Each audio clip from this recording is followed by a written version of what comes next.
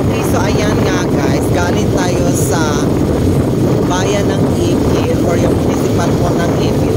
Ngayon ay papunta naman tayo sa kanilang rotonda. Okay, so Ipil Rotonda. So tingnan natin guys kung ano ang mga amusement meron dyan sa rotonda na yan. Paano nila ito binigyan ng buhay, dinecorate. Kasi December ngayon, so we expect na maganda talaga ang decoration. Okay, so ayan tingnan natin. So welcome to downtown Ipil.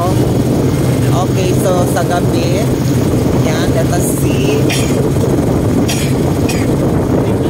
Yan, so malapit na tayo sa ano, yung nakikita nyo dyan na, yan, ayan, so yan yung ano, rotonda.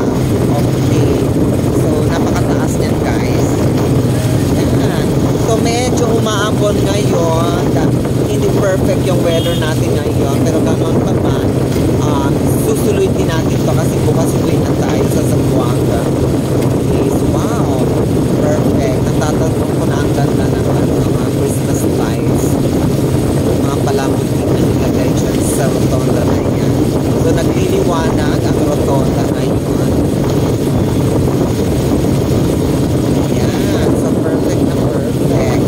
Yung ano naman dito guys, yung motif nila is meron silang pa-violet effect. Yung mga flowers guys, violet. Okay, so tingnan nyo guys.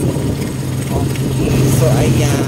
So, kaya dito may kuya on, may barbecue po niyo. ayan, tingnan nyo, napakaganda. Perfect na perfect.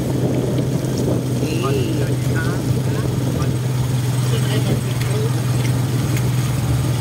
Ayan, so etong way papunta sa Zamboanga City.